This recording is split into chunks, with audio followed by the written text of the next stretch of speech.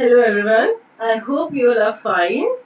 Welcome to King's Academy. My name is Ayushi Kaur and I am your faculty of English.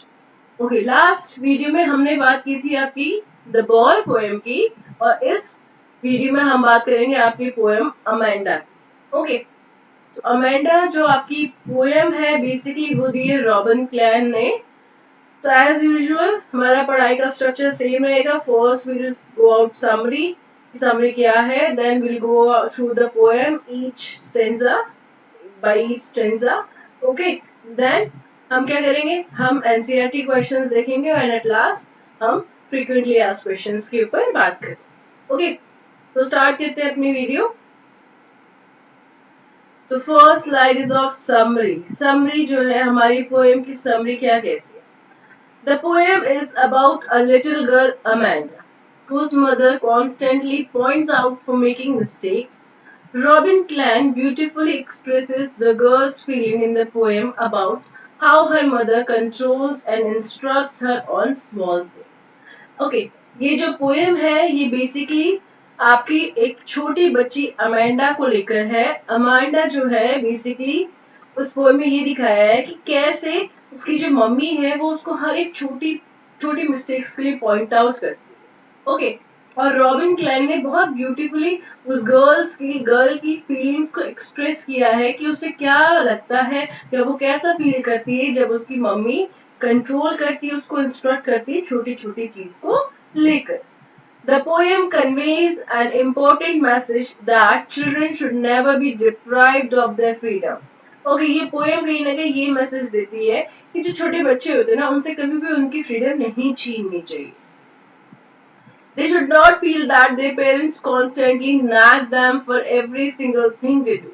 It is the responsibility of the parents to bring up their child in such a way that they understand their point of view instead of getting frustrated. अच्छा, ये point साथ ही साथ ये भी बोलती है कि जो पेरेंट्स होते हैं उनको कॉन्स्टेंटली अपने बच्चे को नैग नहीं करना चाहिए, नहीं उसको कॉन्स्टेंटली पॉइंट आउट नहीं करना चाहिए हर एक छोटी चीज में. कहीं ना कहीं पेरेंट्स की रिस्पॉन्सिबिलिटी है कि वो अपने बच्चे को इस तरीके से ग्रो अप करे या इस तरीके से बड़ा करे कि वो बच्चा जो है वो अपने पेरेंट्स का पॉइंट ऑफ व्यू समझे कि वो ऐसा क्यों कह रहे हैं, इंस्टेड वो उनकी किसी भी इंस्ट्रक्शंस को सुनने में फ्रस्ट्रेट हो जाए. Children should not feel that an orphan has more freedom than that. Okay, यहाँ पे ये स्पेशली बोला जा रहा है कि बच्चों को कभी ये फील नहीं होना चाहिए या ये फील नहीं करना चाहिए कि जो अनाथ होते हैं उनके पास उनसे ज्यादा फ्रीडम है. ठीक है, आइए स्टार्ट करते हैं poem. So first stanza is don't bite your nails, Amanda. Don't hurt your shoulders, Amanda. Stop that slouching and sit up straight, Amanda. There is okay. वो है आपकी मीनिंग में. सो बेसिकली थ्री आपके तीन stanza है poem में. So first is don't bite your nails Amanda, don't hunch your shoulders Amanda, stop that slouching and sit up. Okay, तो word meaning देखते हैं. हंच हच का मतलब यहाँ पे बेंड करना. स्लाउचिंग का मतलब है एक बहुत ही आलसी तरीके से बैठना. लैंग्वेज का मतलब है रिलैक्स. एमरल्ड का मतलब होता है ग्रीन कलर. एमरल्ड होता है ना ग्रीन कलर के हम रिंग देखते हैं, emerald green. Inhabitant is resident. Drifting मतलब स्लोली पानी से लेके जाना उस चीज को. Then blissful is happy. Okay, आइए देख ली हमने वर्ड मीनिंग देख ली. अब एक्सप्लेनेशन की बात करते हैं. अब इन लाइन्स को explain. The poet describes Amanda, a little girl who her mother always point out for her mistakes and how she imagines her life to be. Okay, poet जो है वो ये डिस्क्राइब कर रहा है कि अमेंडा कौन है. एक छोटी बच्ची है जिसको उसकी मम्मी हमेशा पॉइंट आउट करती रहती है उसकी हर छोटी छोटी मिस्टेक्स के लिए और कैसे वो लाइफ को इमेजिन करती है. Okay, the poet says that the mother is pointing out Amanda for biting her nails, which is a bad habit. Next, she has to sit straight without bending her shoulders. अच्छा, ये जो चीजें हैं generally आपके साथ भी हुई होंगी. बहुत बार आपको भी पॉइंट आउट किया होता है नाखून मत काटो, मुंह से मत काटो. ठीक है, देन शोल्डर्स कभी भी ना ऐसे झुक के मत बैठो. हमेशा आपसे बोला होता है शोल्डर्स को थोड़ा सा स्ट्रेट करके बैठो, अच्छे से बैठो, राइट। बहुत बार आपको भी बोला गया होगा ये चीज। तो वही चीज बोल रहा है पोएट कि वो जो पोएट अमेंडा है, वो जो लड़की है, उसकी मदर उसको यही पॉइंट आउट कर रही है कि क्या करे, नेल्स को मुंह से बाइट ना करे, क्यों, क्योंकि ये गलत हैबिट है। साथ ही साथ थोड़ा स्ट्रेट होकर बैठे, बेंड होकर नहीं बैठे अपने शोल्डर्स को। ठीक है, आगे बढ़ते हैं। Amanda, who has a habit of bending her shoulders and sitting lazily, is being pointed out because her mother wants her to sit in a straight posture. At this point of time, when her mother is scolding her, she imagines herself to be in a deep green sea.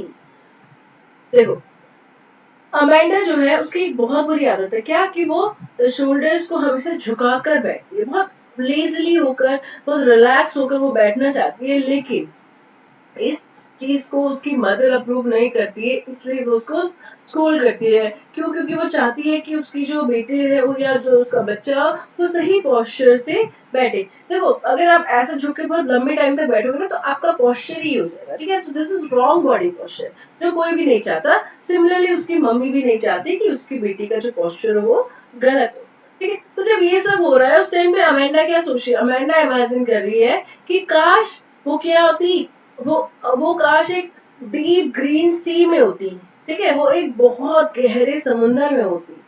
She says she wants to be in the only resident in this beautiful green sea. She imagines herself as a mermaid who is alone there and leads her life in a very relaxing way. She says that she wants to be carried away by the current of water and feels the relaxing environment there. अच्छा, जब वो उसको डांट पड़ रही है, वो क्या इमेजिन कर रही है, वो खुद को इमेजिन कर रही है कि काश वो एक गहरे समुद्र में होती, जहाँ पे वो अकेली रहती, जैसे एक मरमेड रहती है, ठीक है। मरमेड कौन होती है? मरमेड एक बेसिकली सी क्रिएचर है, हमने इसको इमेजिनरी क्रिएचर बनाया है, ठीक है।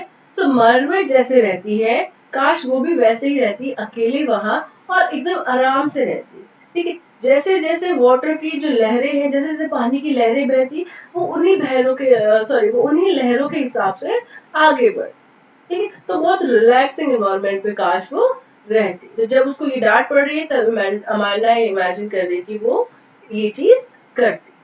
क्लियर? इजी है वो स्टेंजा।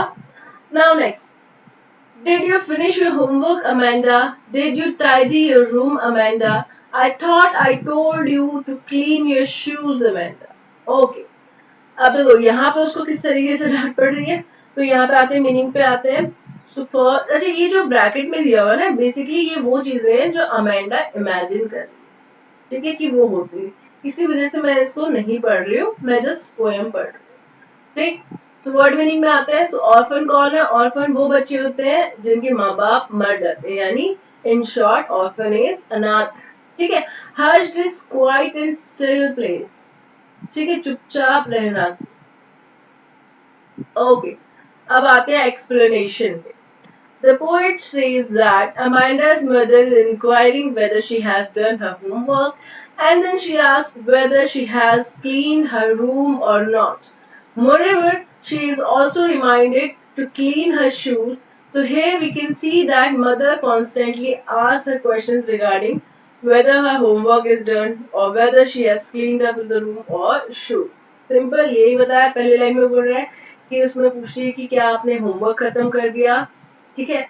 और दूसरी लाइन पे पूछा जा रहा है क्या उसने अपने रूम को साफ कर लिया, क्या उसने अपने शूज को साफ कर लिया। होता है ना, जब भी आप स्कूल के लिए जाते हो तो उससे पहले शूज को साफ करते नहीं करते।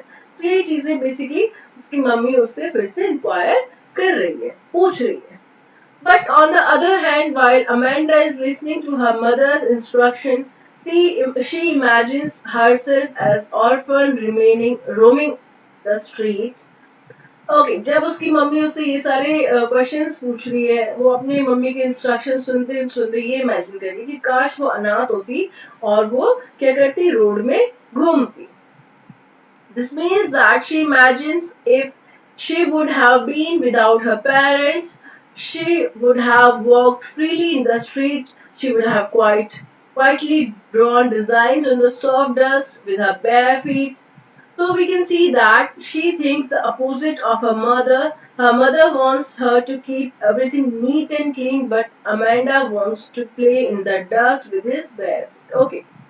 तो जब ये सब हो रहा है ना, तो अमेंडा इमेजिन कर रही है कि क्या, अमेंडा इमेजिन कर रही है कि काश वो अनाथ होती और ऐसे जो है सड़कों में वो घूम, ठीक, वो ये इमेजिन कर रही कि वो फ्रीली घूमती, बिना किसी के डर से घूमती, जब वो नंगे पैर होती तो वो धूल से क्या करती, कुछ बहुत डिजाइन ड्रॉ करती उस धूल में। तो बेसिकली ये दोनों के पॉइंट ऑफ व्यू को कॉन्ट्रास्ट कर रहा है। मम्मी उसकी चाहती है कि वो क्लीन रहे, सारी चीजें एक नीट और तरीके से वो रखे, वो एक टाइडी तरीके से रहे, बट अमेंडा क्या चाहती है, वो चाहती है कि वो नंगे पैर धूल के साथ खेले, ठीक है।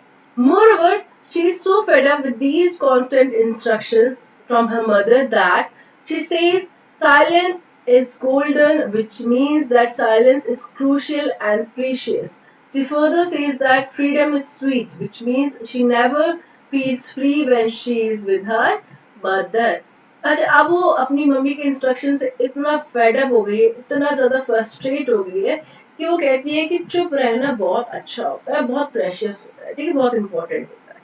और कहीं ना कहीं वो ये भी फील करती है कि जब वो अपनी मम्मी के साथ होती है वो फ्रीडम नहीं महसूस करती है, यानी वो आजाद नहीं है।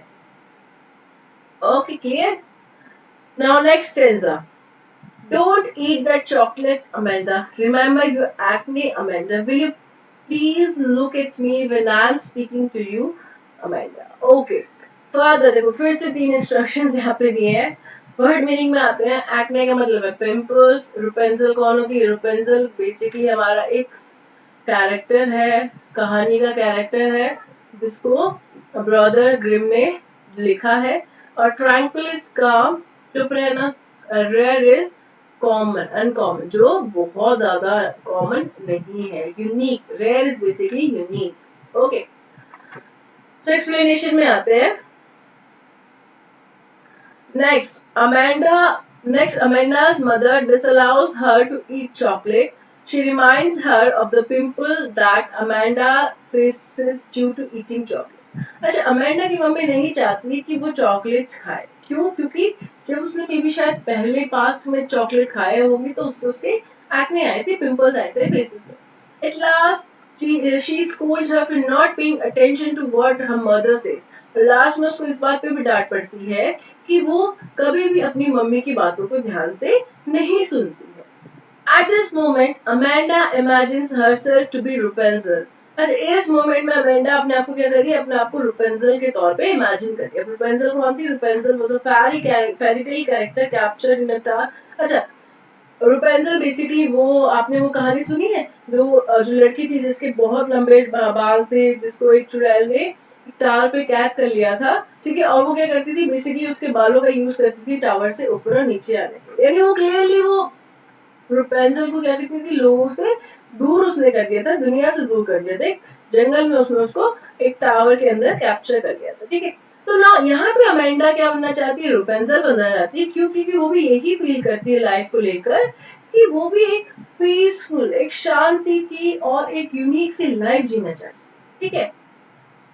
She thinks she will be free and live in a peaceful environment in the tower. वो चाहती है, वो सोचती है कि अगर वो भी उस टावर पे ऐसे रहती तो वो बहुत पीसफुल एनवायरनमेंट में रह रही होती। She also confirms that she will never let her hair down to anyone, so anybody can come in her tower. Basically वो कहना चाहती है कि उसे अकेले रहना है और कोई भी अगर उसके साथ उस टावर पे आने की कोशिश करता तो वो अपने बालों को कभी भी टावर से नीचे नहीं करती, ताकि कोई भी आ सके।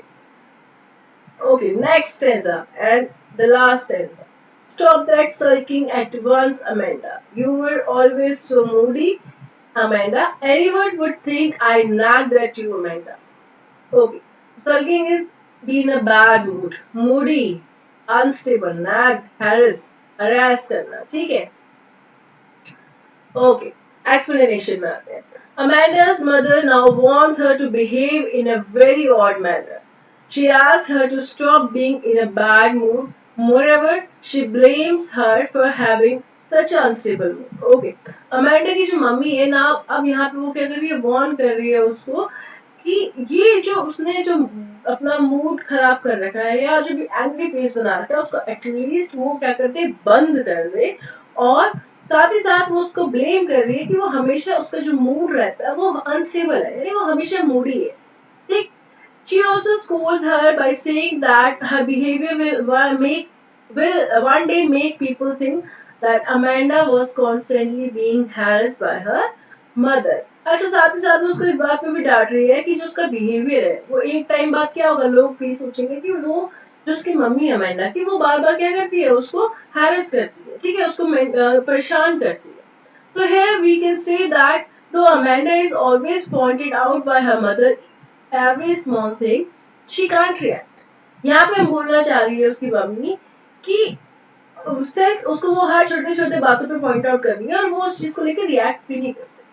If she reacts toward this by getting emotional, her mother takes us against her sense of pride and scold her that she should not behave like this, as other would think that Amanda's mother is dominating towards her child.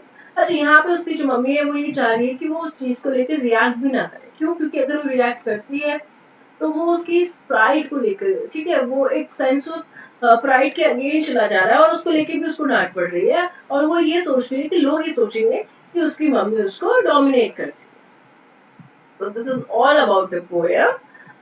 I hope clear होगी poem आपको, easy थी, कोई बहुत मुश्किल poem नहीं थी। Question answer पे आते हैं। These are the NCERT questions one.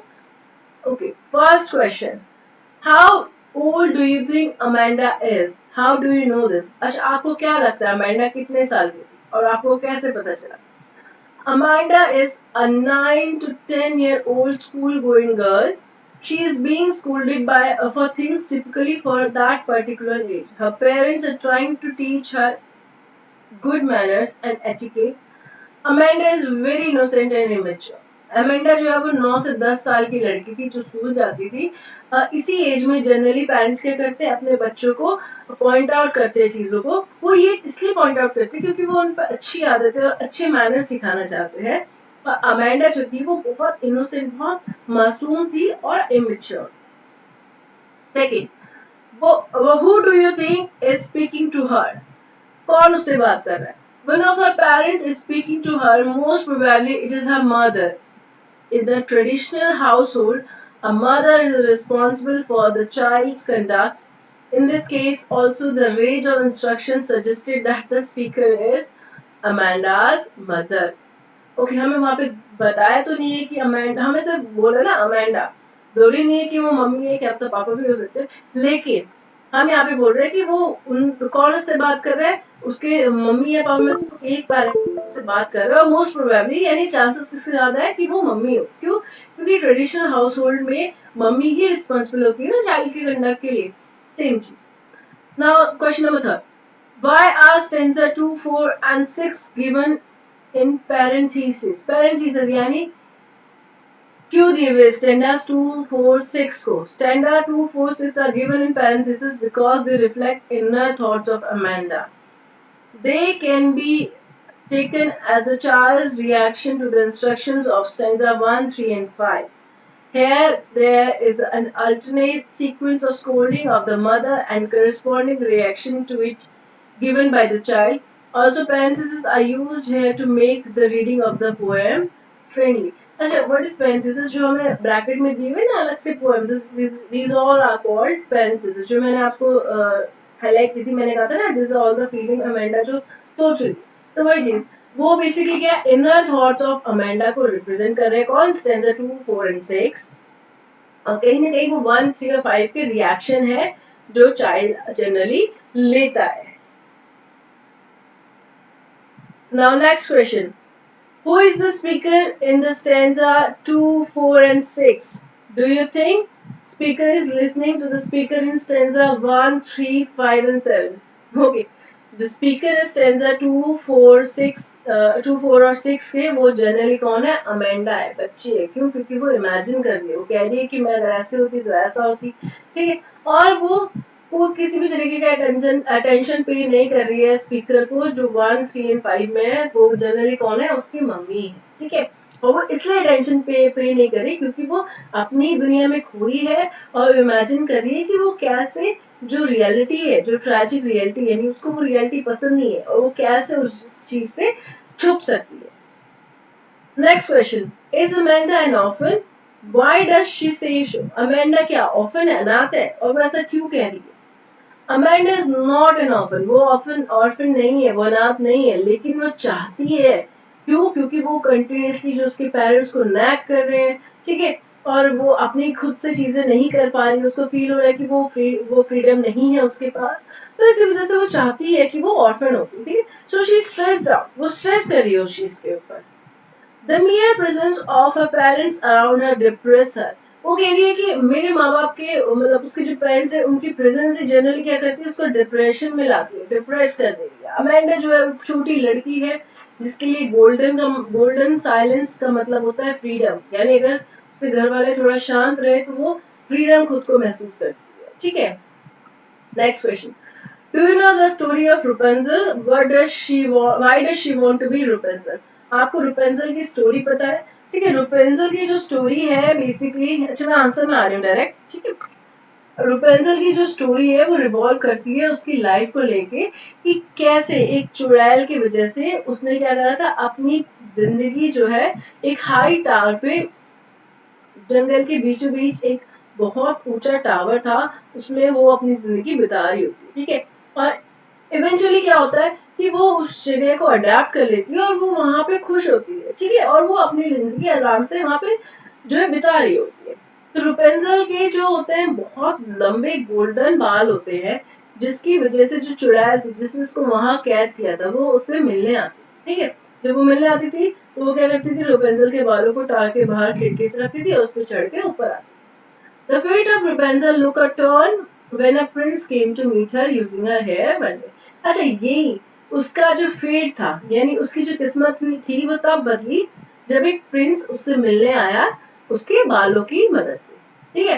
तो जो चुड़ैल थी उसने उन दोनों को अलग कर दिया। फाइनली वो बहुत सालों बाद मिले और फिर उसके बाद हमेशा साथ रहे। तो सेम अमेंडा भी चाहती है कि वो भी ऐसी रुपेंजल की तरह अकेले एक टार पे रहे, हर किसी से दूर, ताकि वो पीस और हार्मनी के साथ रहे, ठीक है। तो यही वजह है जिसकी वजह से अमेंडा रुपेंजल की तरह रहना चाहती है, होना चाहती है।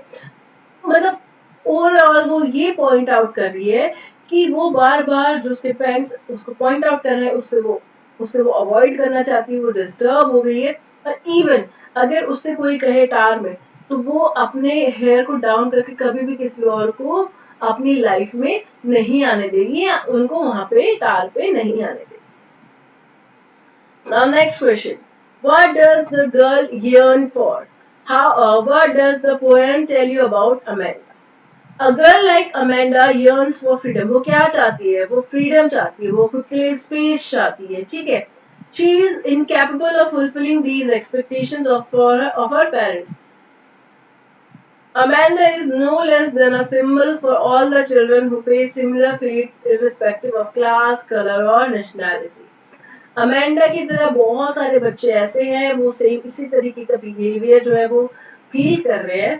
Traditional societies demand a certain type of behaviour from individuals and training to produce such begins at a very young age. हमारी जो सोसाइटी है ना, हम उसमें बेसिकली हमने एक ट्रेडिशन बना दिया है कि हम चाहते हैं कि लड़की ये काम करे, लड़का ऐसा काम करे। जनरली ये सारी ट्रेनिंग हमें कौन देता है? हमारे पेरेंट्स देते हैं, वो भी बहुत छोटी एज से। पेरेंट ये इग्नोर कर देते हैं कि उस टाइम पे बच्चा उनका इनोसेंस है, वो उसके पास शायद वो अंडरस्टैंडिंग लेवल नहीं है जो उसके पेरेंट्स उसको अभी समझाना चाह रहे हैं। Now last question. Read the last stanza. Do you think Amanda is sulking and is moody? आपको क्या लगता है कि अमेंडा जो है वो सच में गुस्से में है, उसने खराब मुंह बनाया है, ठीक है। No, Amanda is neither sulking nor moody. She is simply not interested enough in the nagging business of her parents. ना ही उसने खराब मुंह बनाया है, ना ही वो मूडी है। क्यों? क्योंकि वो अपने पेरेंट्स की कांस्टेंट नाइटिंग में इंटरेस्टेड नहीं है। Amanda cares more about her imagination and thoughts process than the manners her parents are trying to teach her. Amanda जो है वो जनरली अपनी दुनिया में अपनी इमेजिनेशन में ज्यादा खोई है।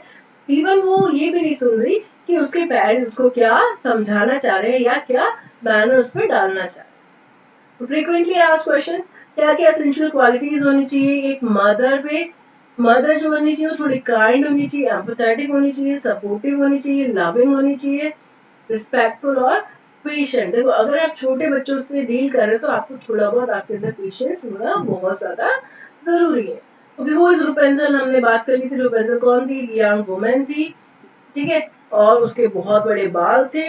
इसी वजह से वो क्या करती थी, वो ना इस वजह से वो जनरली एक चुड़ैल थी जिसने उसको अकेले एक तार पे बंद कर दिया था। Basically Rapunzel is a German fairy tale title, Rapunzel. What are the negative effects of pride? Pride के नेगेटिव, आप बहुत ज्यादा प्राइड होना यानी बहुत ज्यादा ईगो होना के क्या नेगेटिव इफेक्ट होते हैं? आपकी जो ग्रोथ है वो रुक जाती है, ठीक है, और आपके मतलब किसी के साथ रहना बहुत अनकंफर्टेबल हो जाता है। क्यों? क्योंकि आप जो आपके साथ रह रहा है उसकी छोटी सी छोटी शॉर्ट कमिंग्स और मिस्टेक को रिकॉग्नाइज कर लेते हैं। So this is all about the poem Amanda. I hope आपको क्लियर होगा। जो भी स्टेंजा या जो भी पार्ट क्लियर नहीं है आप वापस जाके क्या कर सकते हैं, उस चीज को देख सकते हैं। आई होप आप सबको चीजें क्लियर होंगी। Thank you.